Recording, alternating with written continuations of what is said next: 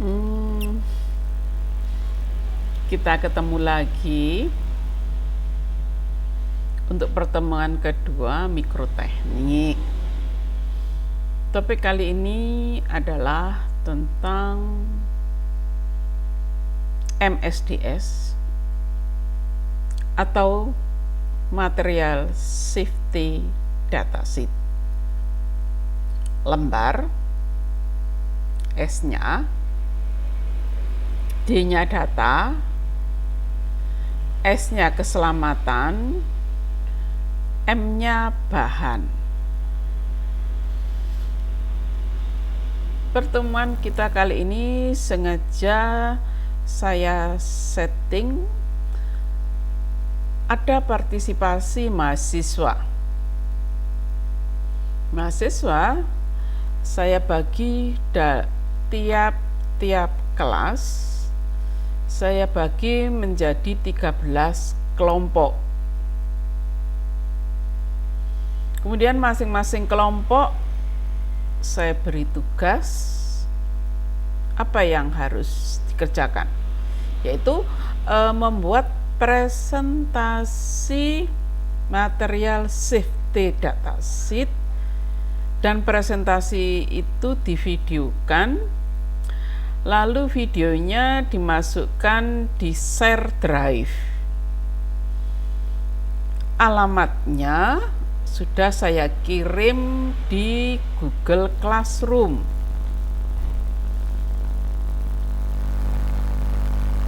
Dan di Google Classroom tersebut juga sudah saya share siapa saja kelompok 1, 2, dan 3 sampai 13, kemudian kelompok penilainya, topiknya.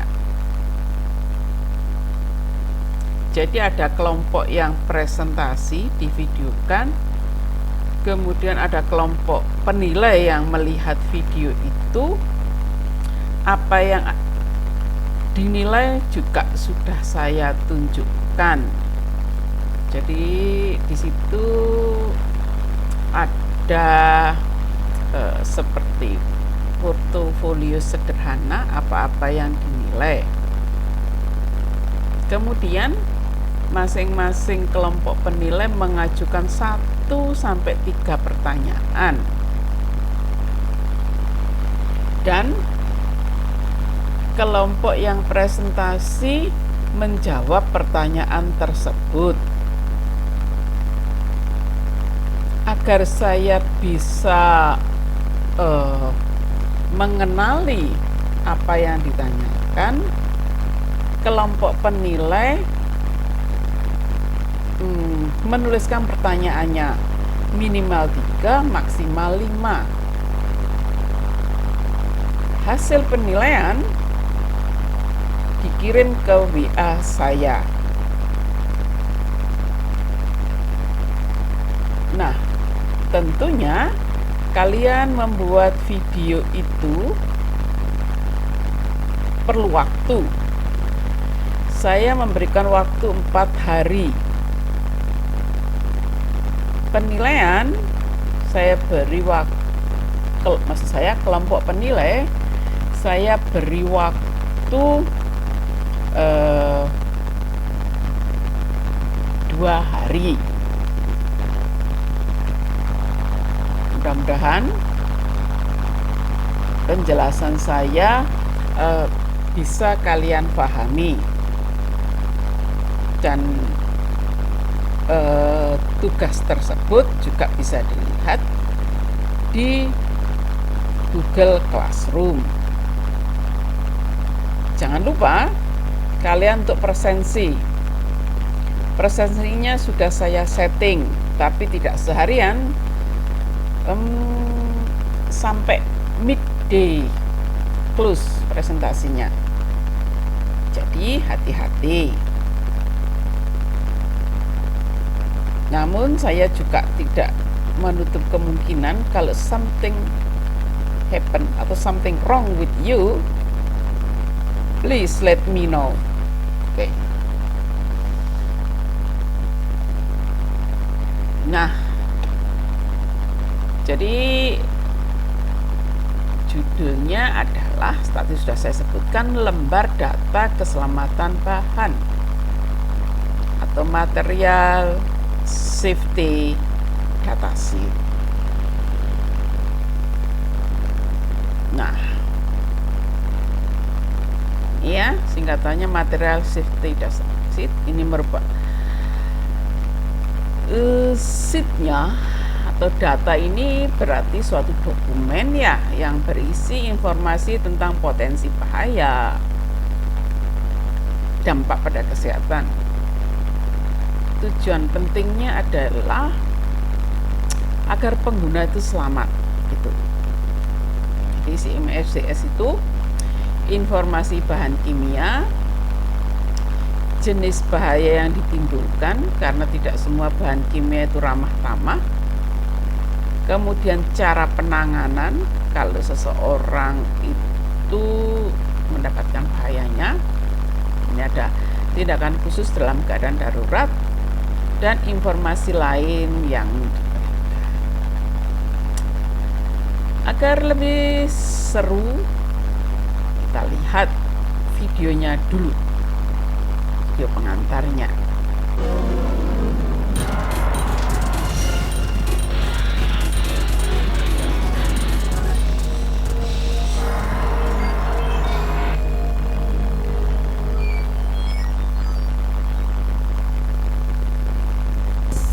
There's really no mystery of understanding a material safety data sheet. It's like putting the pieces of a puzzle together. By knowing and being familiar with every part of the MSDS, you can clearly appreciate the whole picture of maintaining a safe workplace. Almost everything you could possibly want to know about the safe handling of a material in your workplace is found in an MSDS. But learning to use an MSDS on a regular basis is often frustrating. With all this information to look for, how can I find what I need in a hurry? Can this information be organized in a more logical, concise way? In response to these complaints and others, the American National Standards Institute, or ANSI, has approved a standardized format for material safety data sheets that was developed by the Chemical Manufacturers Association. This format has 16 sections arranged in a concise Ingat ya, di situ disebutkan 16 section. and logical order. For example, information on the product itself and emergency situations is at the Ya, di situ juga ada information tadi ya, sesuatu yang tidak sesuai. beginning, and specific technical information about the material is Ada technical information. toward the end. And in the case of an emergency, its simple design Dalam case emergency apa yang harus dilakukan. allows you to find information quickly, rather than spending critical time searching for it. In this program, you will learn how to use material safety data sheets by knowing the standard format of MSDSs, as well as understanding the content of each section. Perhaps more importantly, this program will encourage you to pick up an MSDS and read it before you need it. You probably already know that the Hazard Communication Standard Jadi di situ ada komunikasi bahaya. The right to know law requires that your employer inform you of potential hazards associated with materials you work with. Through HAZCOM training and reading labels, you can learn about these hazards, but you can also learn about the materials you work with by reading material safety data sheets. Your employer is required to have these MSDSs readily available during every work shift. You should read the MSDS for each Jadi harus baca MSDS ya. material before you begin working with that material. Jadi sebelum bekerja dengan suatu bahan strong suggested, kalian harus baca dulu. Let's go over each section so you can learn how to use an MSDS. You'll also learn that these 16 sections can easily be remembered if they're grouped into main categories: product information, exposure situations, hazard prevention and protection, and other specific information.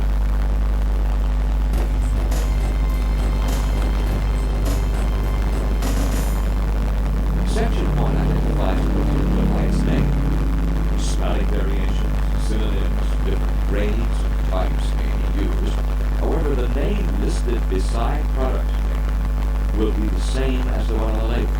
For example, hydrochloric acid has synonyms like muriatic acid, swimming pool acid, and concrete acid. But the product name at the top of the MSPS is hydrochloric acid, and matches the name on the container label. The preparation date will be at the top of the MSDS or in section 1. So if you find 2 MSDSs for one chemical, be sure to check the dates and use the most recent one. The manufacturer's name, address, and phone number are in section 1. And more often than not, emergency phone numbers will also be listed for immediate assistance. You'll often find the number for Chemtrack, an emergency response service of the Chemical Manufacturers Association.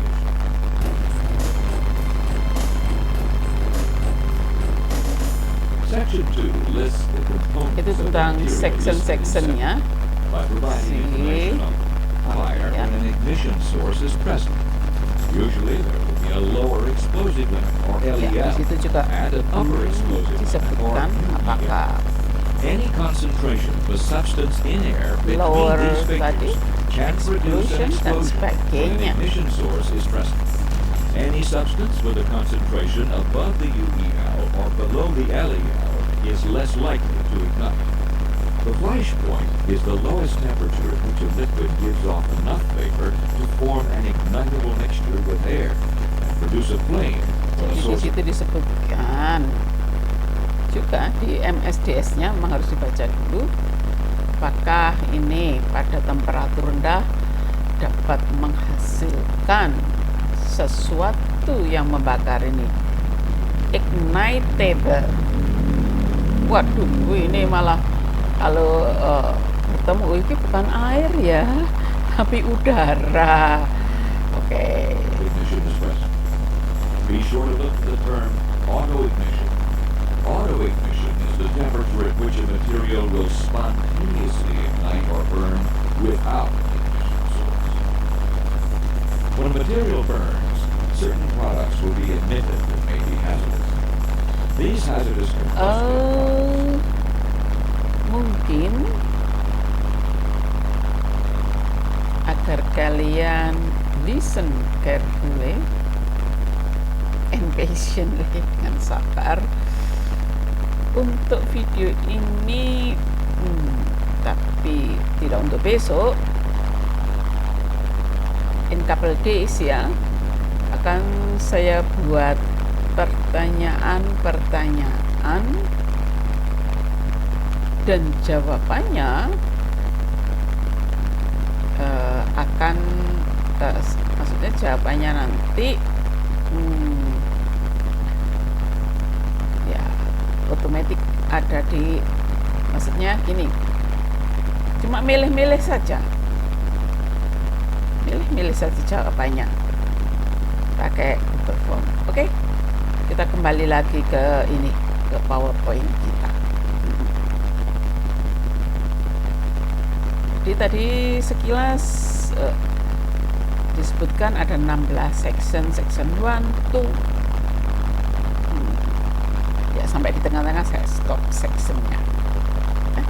Yang penting ini informasi tentang bahaya yang ditimbulkan. Waduh, tadi kena udara gampang terbakar gitu. Penanganannya tadi ya, dan informasi lain yang diperlukan. Secara umum MSDS itu untuk menjamin keselamatan penggunaan bahan.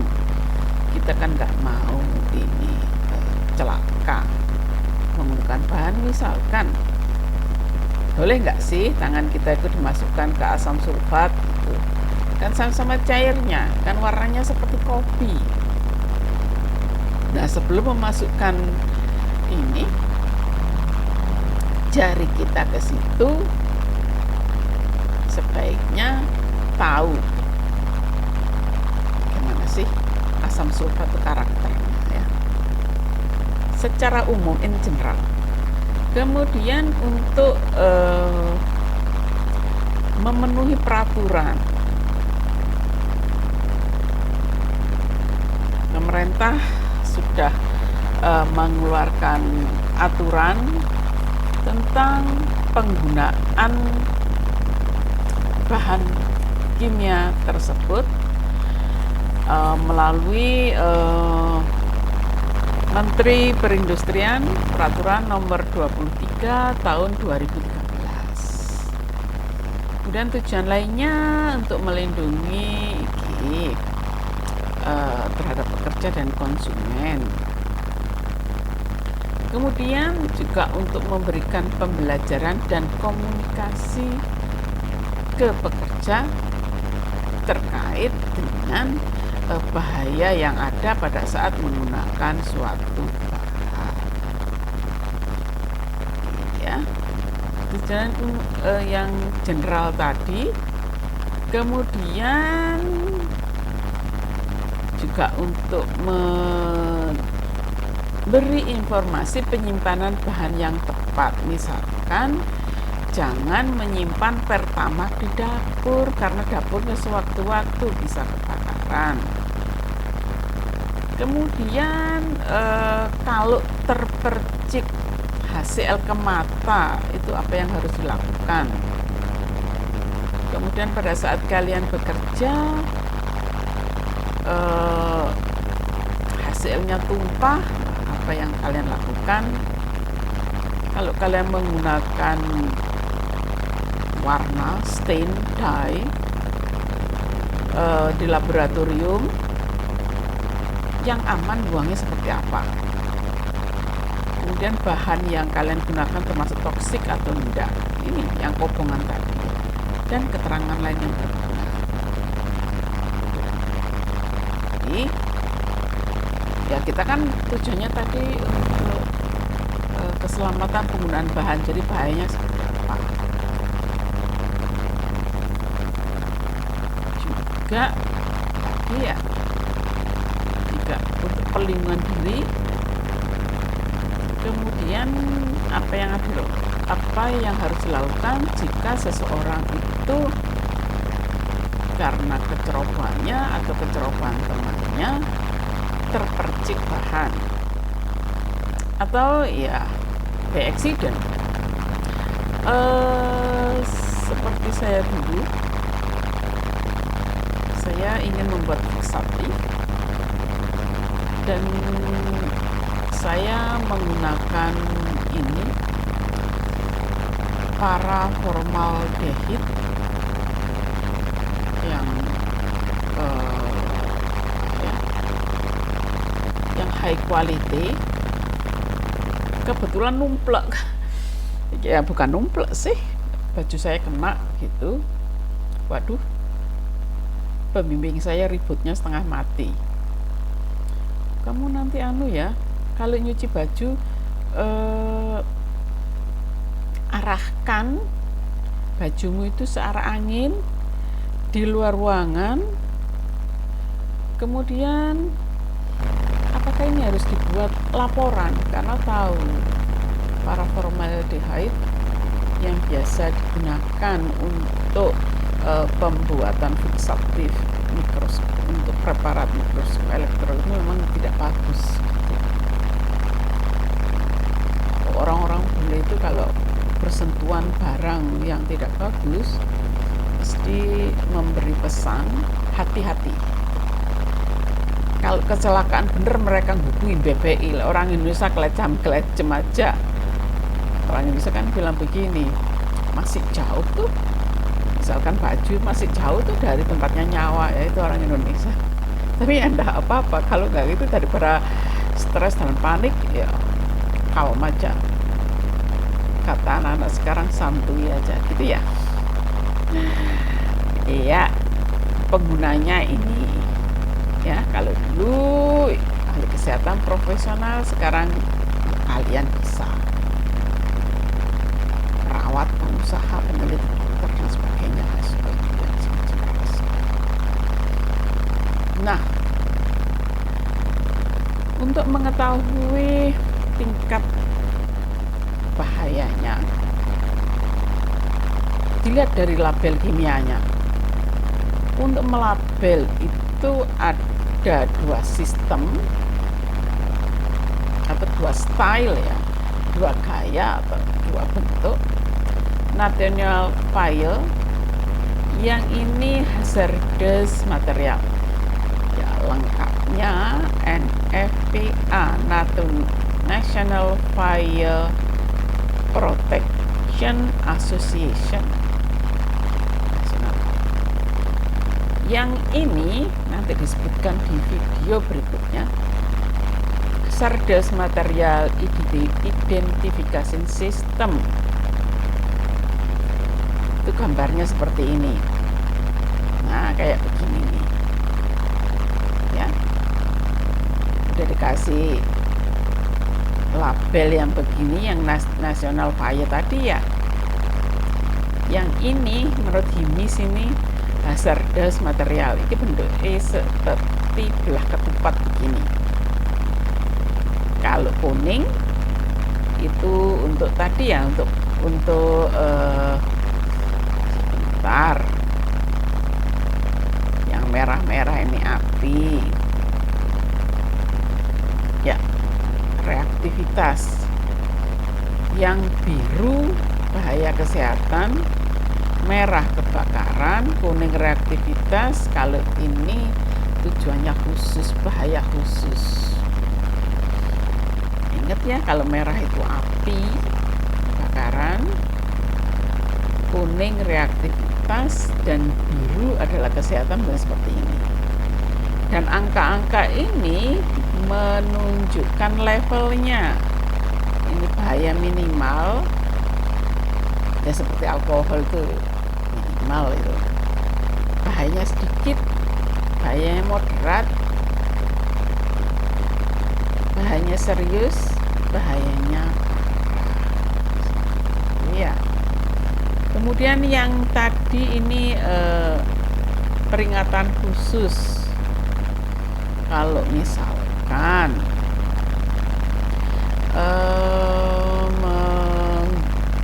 misal ini yang benar.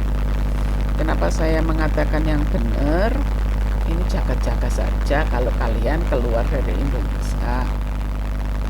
Kok melecehkan Indonesia? Enggak. Orang Indonesia kan prinsipnya kalau masih jauh dari tempatnya nyawa, paru-paru atau jantung, oke. Kalau dekat-dekat baru enggak oke kan gitu ya. Ya. Ini ya. Jadi yang putih itu menurut National Fire kadang-kadang diisi tulisan ox, exit, alkali, korosif, kemudian water yang dicoret radioaktif. Nih. Dia emang beda kepentingan. Iya. Ini ono tulisannya W tadi ya, coret gitu, atau titik telu tadi ya. Kali ini personal protection, kali ini bukan bahayanya seperti ditunjukkan oleh iki titik telu tadi ya, atau iki digunakan jika tidak ada air ya. Nah, ini hazard material itu kalau menggunakan bahan-bahan yang berbahaya, mereka tulisnya A, B, C, D sampai K. Coba kita lihat. Nah, H ini ya. H itu berarti ini personal protection-nya kalau seseorang berhadapan dengan bahan yang diberi kode H, dia harus menggunakan sarung tangan, menggunakan celemek, menggunakan masker khusus, menggunakan kacamata khusus. Ini splash Google ya, apron itu celemek, kemudian vapor respiration. Nah, ini A, B, C, D, H, I, J ya. Yang ini namanya safety glass, yang ini splash glass. Ini kacamatanya sampai sebelah telinga loh. Kemudian wah iki pakai APD ini ya, full shoot gitu ya. Kemudian ada yang ini maskernya, coba perhatikan. Model T, model U, model W. Nah, nanti kalau kalian atau sudah barangkali pergi ke Gunung Welirang, kalian nanti akan menjumpai masker yang begini, kadang-kadang maskernya seperti ini ya, kita lihat saja. Kemudian ini ada full face respirator lah, seperti ini. Face shieldnya ini, zamannya COVID kan kita pakai face shield gitu ya, supaya nggak kecipratan nih, pipinya nggak kena, matanya nggak kena gitu ya. Kita apa ya, kemarin saya pakai face shield kemudian pakai masker standar. Nah ini kadang-kadang dituliskannya seperti ini.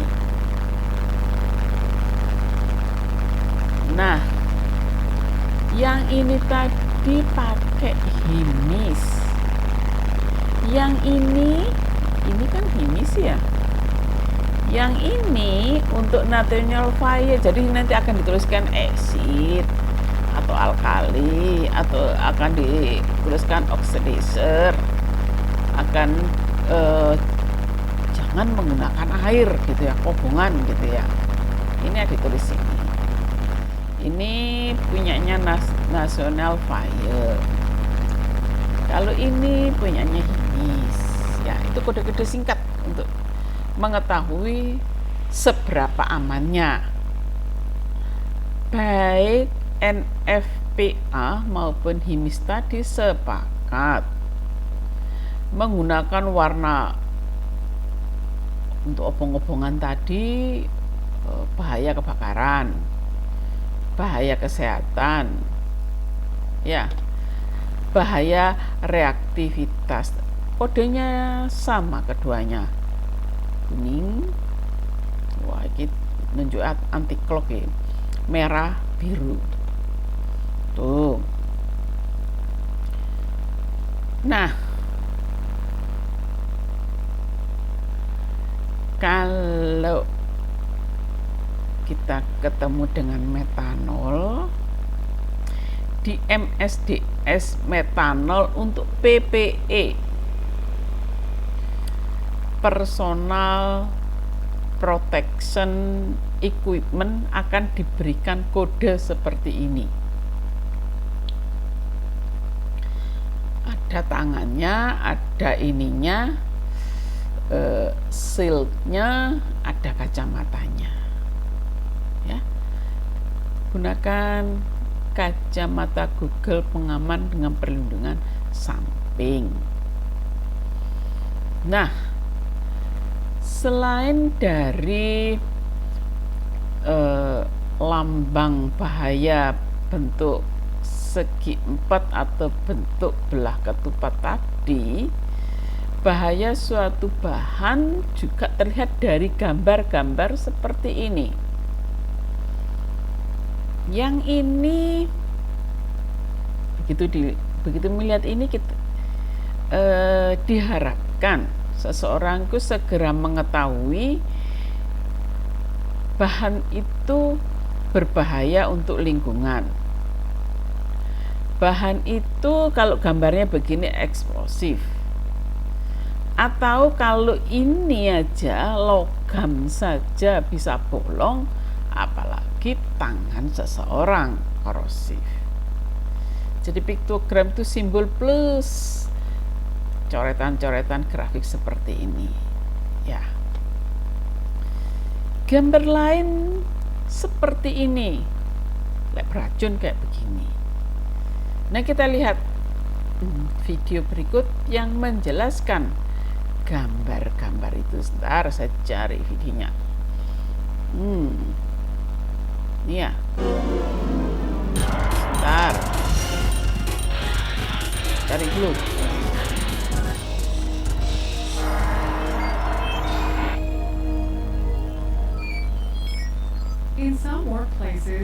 there will be dangerous products. In Canada, your employer must teach you about any dangers at work. It is up to you to ask questions and make sure you understand the dangers at your job.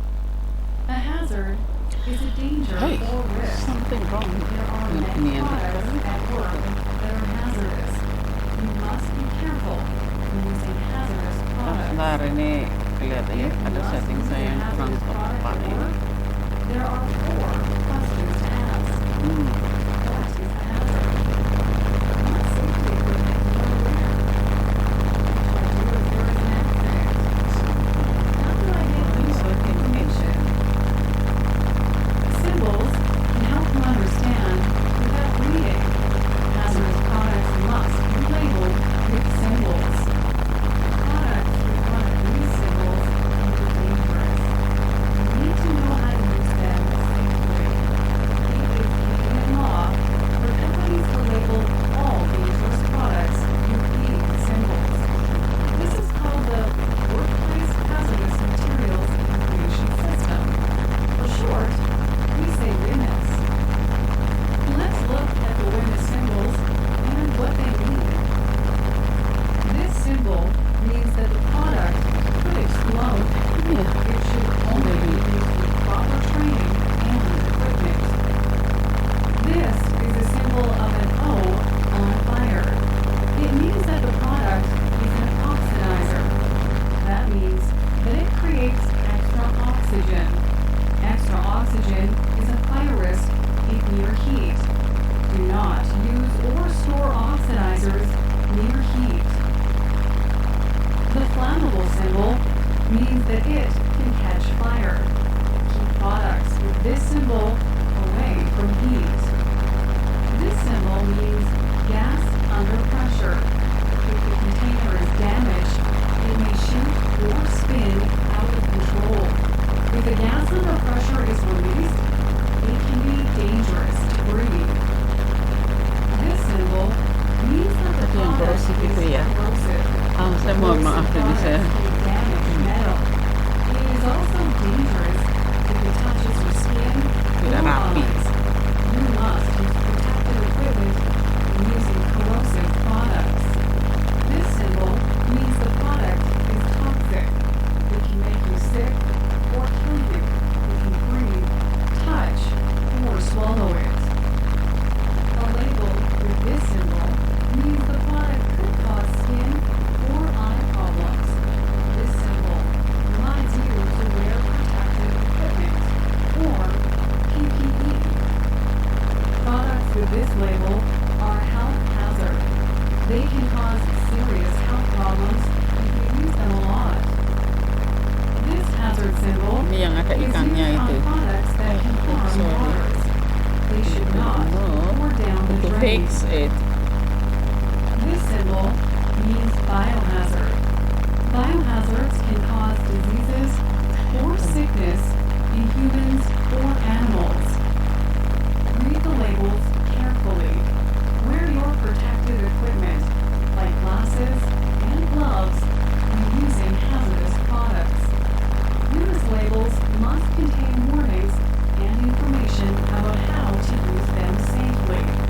Look for keywords on labels in addition to the WHMIS symbols. Your Lihat keywordnya ya. employer has to teach you about hazardous products at work. Always ask your supervisor if you don't understand how to use a product safely. Your employer does not want anyone to be hurt at work. It is your responsibility to ask questions and understand how to stay safe. Read safety labels and look for WHMIS symbols. Stay safe at work. Iya. Aduh, mohon maaf ya. Ada setting yang kurang benar gitu. Iya tadi ada mebel, ada toksik dan sebagainya. Ini lainnya sama saja tadi menjelaskannya. Ada korosif, flammable, akut, apa meleduk, Ya. Kemudian jadi kembali lagi, bahayanya bisa dilihat dari lambang-lambang ini. Contohnya metanol, ya, lambangnya seperti ini. Kalau begini berarti metanol itu sesungguhnya beracun. Kemudian ini bahaya untuk kesehatan, ya. Ini dapat menyebabkan kerusakan pada organ. Nah, piktogram itu bisa dilihat di wadahnya, bisa dilihat di MSDS-nya, bisa dilihat di pengantaranya. Nah, sesungguhnya piktogram ini juga bisa dilihat pada dokumen peraturan Menteri Perindustrian. Coba mari kita lihat bersama.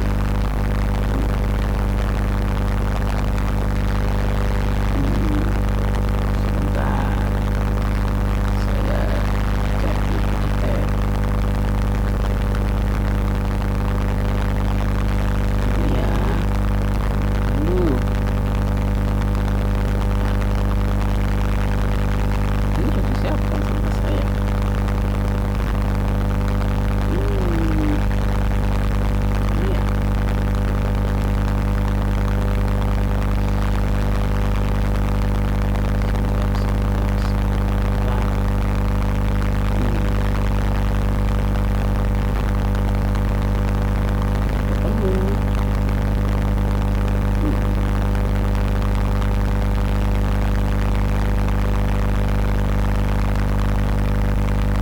Kalau saya lihat di sini nggak bisa kelihatan kecuali kalau saya masuk ke ini. Bentar, saya minimize.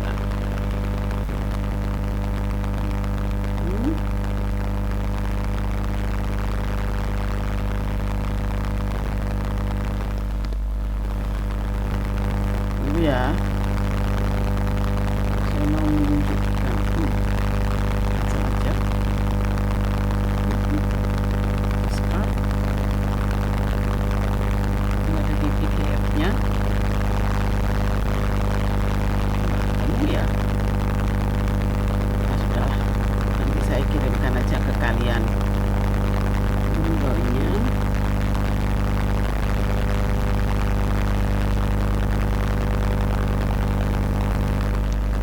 Saya lupa kalau oh no, naik sih.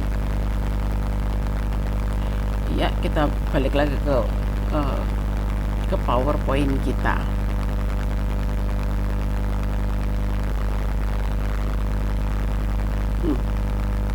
Ya, jadi seperti itu.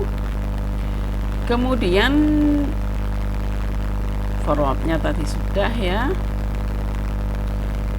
Dan di MSDS itu ada 16 section. Ini yang harusnya bisa saya buka, peraturan Menteri Perindustrian nomor 23 tahun 2013. Kemudian kontennya ini nanti tolong kalian perhatikan. Jadi yang bertugas misalkan membuat MSDS tentang asam sulfat, tolong dilihat section 1-nya itu seperti apa, section 2-nya seperti apa, section 3-nya seperti apa, pertolongan pertamanya, handlingnya, dan sebagainya, sampai 16 section. Nah, asam sulfat itu apakah juga memberikan informasi ekologi, toksikologi, nanti dilihat. Nah, pada saat kalian membuat video tersebut, mungkin supaya menarik, kalian bisa membuat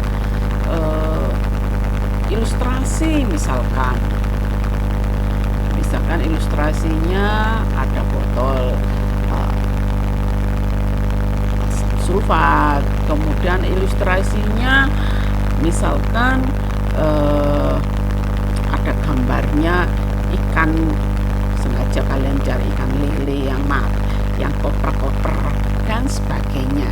Jadi di situ ada item keindahan dari video kalian. Jadi videonya indah nggak? Kemudian pada saat kalian ini membuat video itu, yang kalian tambahkan pada PowerPoint kalian, apakah di situ pada saat presentasi masing-masing anggota itu kelihatan kompak atau enggak? Nanti bisa dilihat ya di item-item penilaiannya. Ini tentang hal yang sebaiknya diperhatikan. Ini tadi ya, identifikasi health and physicochemical hazard, bahayanya untuk kesehatan. Kemudian ship handling and storage, emergency procedure, disposal consideration. Jadi kalau terhisap seperti apa, kalau kena mata seperti apa, buangnya apakah boleh sembarangan. Ini contohnya. Nanti ada yang saya beri tugas untuk membahas masalah Pertamax diproduksi oleh Pertamina. Di situ dia akan diberi kode seperti ini. Yang ini sengaja dikosongkan, berarti tidak usah. Kalau menurut National Protection nggak usah dikasih ini W coret, usah korosif enggak ya, itu kodenya. Kemudian ini ada suatu senyawa yang namanya velasid, ini agak toksik untuk perlakuan ke air. Jadi ini pada lembar ke-1 identifikasi itu disebutkan sebenarnya velasid untuk apa. Di sini dituliskan untuk perlakuan air, misalnya untuk kolam renang misalkan seperti itu. Bahayanya juga disebutkan di sini. Ya, misalkan di sini kalau kena mata itu bagaimana ya? Kemudian bahayanya terhadap saluran pernapasan.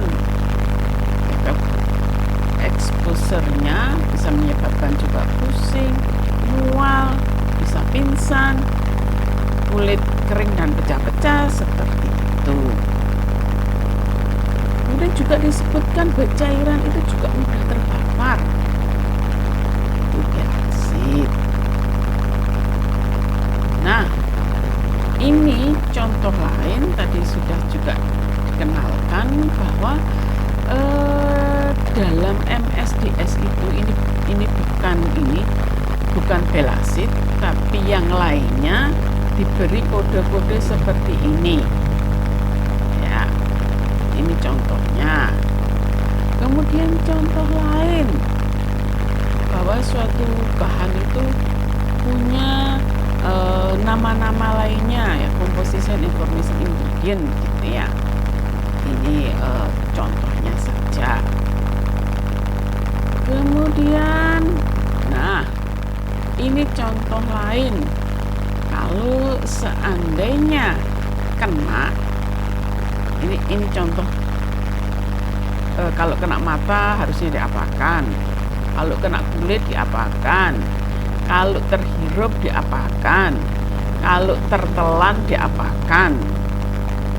Nah, ini kena mata bila sebanyak-banyaknya. Di sekarang ini di masing-masing lab diberikan alat untuk membilas mata jika terpercik suatu bahan yang berbahaya. Ada. Saya lihat di lab Biodas ada, di lab Istum ada. Tapi lab lain saya belum sempat jalan-jalan untuk melihat. Ya, mereka pakai itu. Dulu kalau di lab saya enggak. Mungkin wajah orang di Indonesia kecil ya, gini kan. Ini ada airnya. Cuman saya enggak yakin kalau air di sini bisa kalau dulu di lab saya di masa lalu itu kalau terpercik ininya bisa didekatkan gini, terus airnya memang bersih ya, karena airnya dari tap water itu bisa langsung diminum gitu ya. Kemudian ini kadang-kadang buat guyonan kalau dia terhirup, nah ini ya, bisa dilakukan resusitasi dari mulut ke mulut. Nah, ini cuma contohnya saja. Kalau tertelan diapakan gitu ya. Kemudian contoh lain, kalau tadi first aid measure gitu ya, ya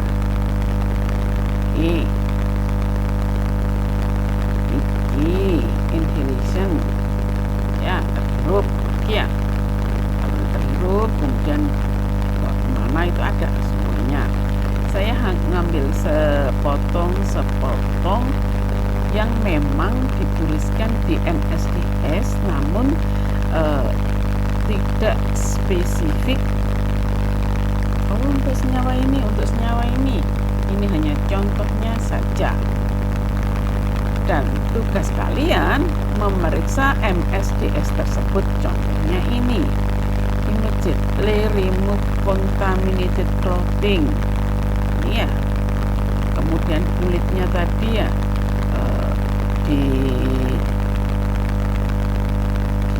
dicuci dengan sabun dan air. Kemudian perlu perhatian medik jika terjadi ketidaknyamanan yang berkelanjutan seperti itu. Ini tadi ya, flush with plenty water sampai 15 menit. Nih, kalau terhirup, tertelan, ini contoh lainnya lagi. Kemudian kalau ini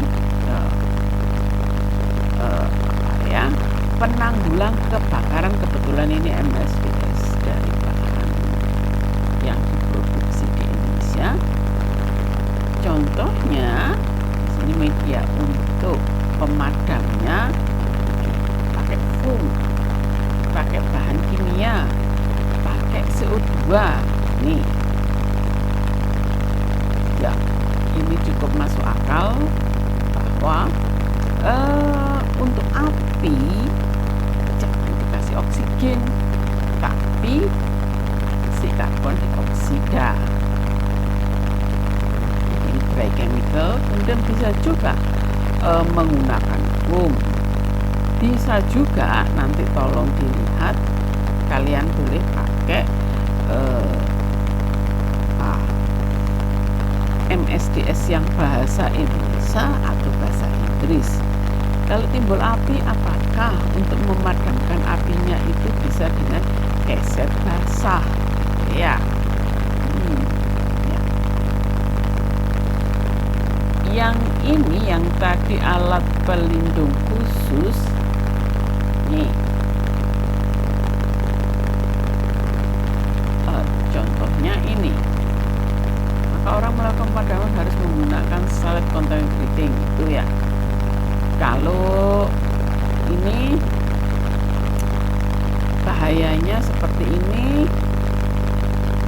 Kemudian tentang ini tingkat bahayanya menurut NFPA, mereka menyebutkan referensinya.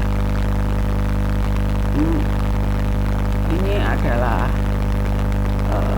contohnya kalau terjadi tumpahan dan kebocoran. Kemudian nyimpennya, penanganan dan penyimpanan juga tadi sudah saya sebutkan.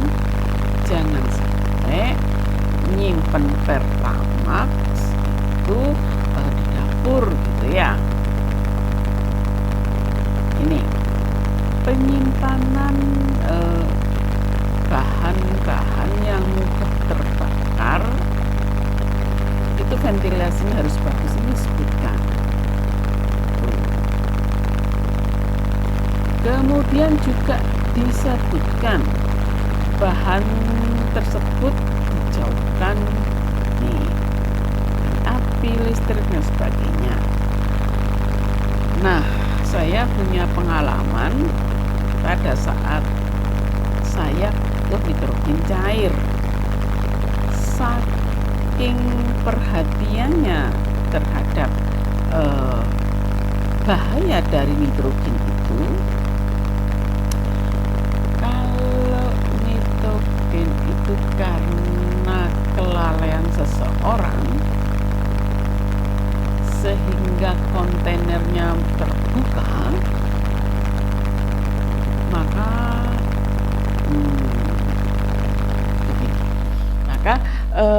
seseorang kalau tidak beruntung, seseorang itu akan lewat. Kalau kalian mengenal nitrogen cair itu digunakan untuk menggerus suatu materi benda, contohnya daun, buntutnya tikus, buntutnya kupingnya tikus, kemudian jaringan dan sebagainya. Nah, penggerusan itu dimaksudkan untuk menghindarkan kerusakan jaringan. Saya pernah melihat kontainer nitrogen cair itu sebesar tempat penampungan air. Nah,